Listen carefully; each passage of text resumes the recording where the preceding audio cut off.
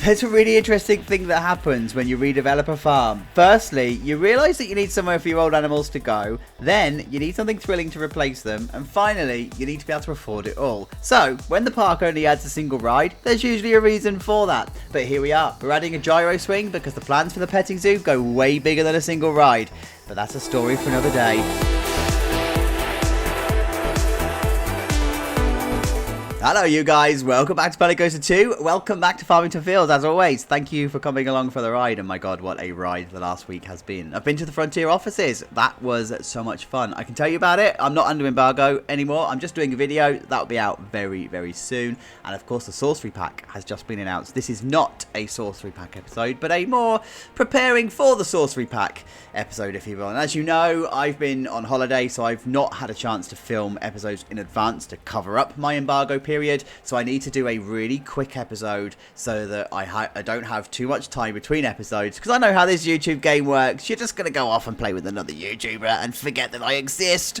So this is what we're doing right now, and if you are missing the context, we're turning a farm into a theme park. So a farm has been sold, theme park operator has come along, and we're now turning it into a theme park similar to Alton Towers. So like I say, this episode is a really quick one and done episode, a little bit like the Enterprise one, because I need that. We are quite literally about to get ready for the Sorcery Pack. So we've got ourselves a petting zoo that needs to turn into something new. I'm not going to talk about what that's going to be yet, partly because I don't know. And partly because I don't want to. I have plans, but I'm going to save that for the next episode. I've already done some clearing down here, as you can see, and that's because we need to put in our first proper thrill ride. We need something properly thrilling. Now there are a number of things that we could contenders that we've got here. Of course we could go down the route of stuff like the hammer swing, the screaming swing as you guys would know it. We could go down the route of the pathos quite happily, but actually we've been talking about this all the time, right, about the sundial, and I did originally want to put the sundial in this kind of placing. Fine, but actually I think I want it to be more here, and I think this is probably going to be a better place to have it. We're going to be able to do something similar to Drayton Manor Maelstrom in this kind of space. So I think I want that to be here, so that I can then come along and put the queue line round the back, sort of in this kind of space, and down the side here. I think if I'm going to take cues from Maelstrom and I'm just going to copy it, I think I might need to flip around the cattle pen queue, right? Because we don't have enough space here. And I need to, or I at least want to leave some space around the back here for very obvious reasons. So yeah, that's kind of what I'm thinking of for this point. I've got a few other bits of infrastructure things that I want to do. And I think if I get the time, I'd like to tackle the farm shop, because we're not a farm anymore. We're going to need to do something with this space, so we need to get rid of all of this. I think we can probably get rid of the restaurant. It's not even used in game, so it's not even as if there's a purpose for it to be here.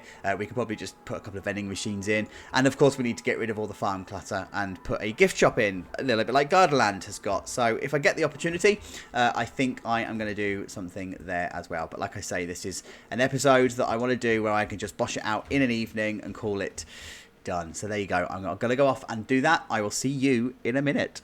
Okay, full confession time. I have run out of time. It's kind of gotten away with me. It took a little bit longer than I thought it was going to, so I've not done the gift shop is what I'm trying to say. And that's partly also because I think I need the Sorcery Pack stuff for it. There's some clutter in there that I think is going to make some really good gift shop stuff. So that will come later on, but here we are with a gyro swing sitting quite nicely pride of place in the new area. I like how this has come together. Actually, this took a little bit longer to pull together than I thought it was going to, but it was worth making the effort. So should we have a look around? I'm going to start down here because this was a fairly late edition. I was doing some research and I was doing some looking around the whole Drayton Manor area, and I noticed that there's this break in texture. So you've got this path texture, and then it suddenly turns to brick, and then it turns to the queue of Maelstrom.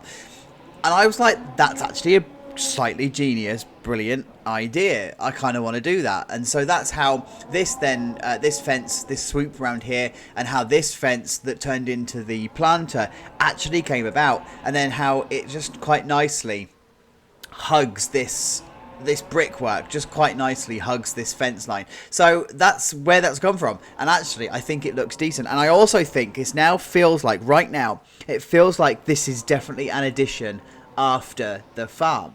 So I like it. I'm actually here for it. Then I have just put some extra trees and stuff down here just to line off the area. They probably would have been planted as saplings. Do you know what? The one, for all of its flaws, the one thing that City Skylines 2 does really well is the tree growth. I kind of wish there was a tree growth mechanism in Planet Coaster 2. You know, where you plant saplings and they grow up over time. I don't think it's ever going to come. I think that's probably a very niche thing to ask for. But wouldn't it be cool if we could see this area grow up over time? Anyway, I'm waffling. So, in terms of the ride pad, as we know, the ride pads are quite big, and there's various reasons as to why that is. In fact, I spoke to Rich and Adam about it last Friday, and they've kind of explained the reasons why, and I can't refute their reasons. It's to do with clearances, it's to do with guest AI, and it's to do with there needing to be enough of a path for the guest AI to work out where it needs to go. I get it, right? I get it. I'm mad about it, but I get it. I'm not going to die on the hill. But in terms of the ride pads, what I have done here is I've just assessed where the guests are actually going to use. Luckily for us, the AI is clever enough to use the exit or the entrance and exits closest to where they're trying to get to, right? So in Planet Coaster Original, guests would have actually left this way and walked around. Now they're clever enough to go down these stairs to this exit. Now what that means is that I'm able to actually close off this area here and put lots of planters and stuff down, have this as a staff path down here, and also have planters and stuff around here, and then I only need to worry about having access through this point. If I was really that inclined, I could also make this bit down here planters, but actually for access purposes you actually want to keep this quite clear. Just in case there's an emergency, just in case you need to do maintenance, etc., you just have that. There, right? So that's kind of what I've gone for there. And then I have just put loads of overgrowth in here, but I haven't done the same overgrowth that I've used elsewhere.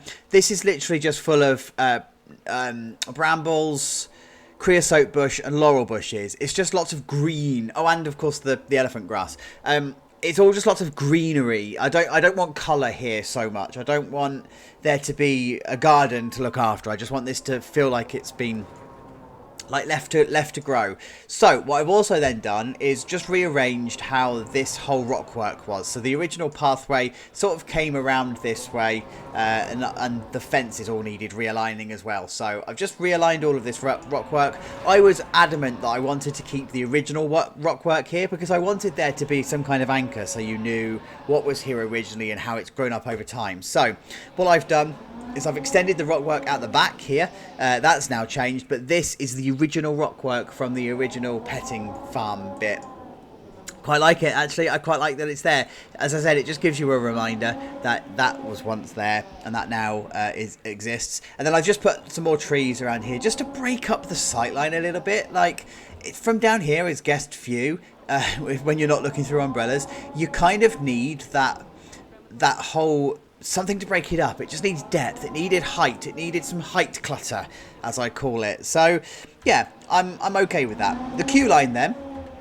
I didn't think the queue line was going to be long enough. I opened the ride and let the guests in, and they filled up the queue pretty quickly. But actually, the queue line is about the right length. So I've just made it brick because I want it to be future-proof, especially as we're going to come in and start to tear the area apart and stuff in the next episode anyway, and modernise it with more textures and brick.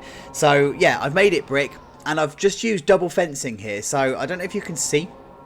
Here we've got the rock work that's forming the planters. What's it called? Rock garden. And then we've got the fences along here. So I've just decided, I don't know actually what fence comes with the sorcery pack. I haven't seen it yet. So I've just used the fairy tale fence now. Like it. I actually think it fits. And of course I've coloured it brown to make it future proof. And I'm going to recolour the ride in the next episode because I think that would be part of the retheme. let's not pick apart the logic as to why this is going in and it's not going in the colour it's going to be, and that it's going to be immediately recoloured. Let's not pick away at the date logic of that. Let's just go with it. Let's just say that maybe this was put in the mid-2000s, mid-2010s, and then the stuff we're going to do with the Sorcery pack is the 2025 edition, but we just sort of need to play it. I said this in the last episode, I don't know how I'm playing the timeline, and as you can tell, I'm struggling to explain it, so I'm just not going to bother. So anyway, I've just cattle penned it a little more down here, and then cluttered out the foliage and stuff here, and then I've just put a fence all along here. You'll see that the fence has stopped. That's deliberate. I'm planning for the future, but I have also now changed this under track to gravel. Now that we're removing the amount of gravel that we're going to be using for pathways and stuff, it's going to be quite clear that the gravel would now be used for the actual train itself. So where are the trains actually? I don't know what's happened to the trains, thinking about it. Oh, we'll sort that out another time. I bet I've moved the track accidentally and it's, I don't know, whatever. Let's not worry about it. So, in terms of the rest of the stuff then, you'll see that the planters, I have actually put the planter mulch down. And I think this was important. I could have just used terrain, but of course I was trying to hide the ride pads here. And I could have just left it and just had the foliage do all of it. So like here, you wouldn't even know that there was any kind of like mulch down, but actually you do get these tiny little gaps, and I think it hurts the realism if you use the terrain paint sometimes. So I just really wanted to have that mulch down here, and it was particularly important, as I said, in this area where I was going to leave it sort of like open and a little bit more exposed, and then this bit here where you just have the fact that the foliage doesn't quite meet the rocks, and it just adds to it. That's vomit, and it just adds to that whole feeling. I think that's really important. And then the perimeter fence around here, I like it. This actually forms a natural barrier because now you've got the rocks, you've got the fence, you've got the foliage, you've got the second rocks, and you've got the rock garden. It's a perfect fence. It's a perfect perimeter fence. So yeah, just put the signs, the don't die signs, don't access signs, and then just cluttered it out with a few bins and benches just to make the area come to life a little bit. There is no name for the ride, so just like the Jetstar, feel free to name in the comments, send it over, happy days, and then I'll choose the best one, and that will be the name of the ride. So there you go, we're ready for whoa, hello, we're ready for the Sorcery pack. I can't wait. I literally can't wait. I've got ideas, I've got things to do, and I've got very little time to do it in, so I'm going to have a very busy weekend. But guys, thank you so much for getting to the end of this episode. I really do appreciate it, and I will see you for the next one. Have yourselves a good couple of days. Take care, guys. Bye-bye.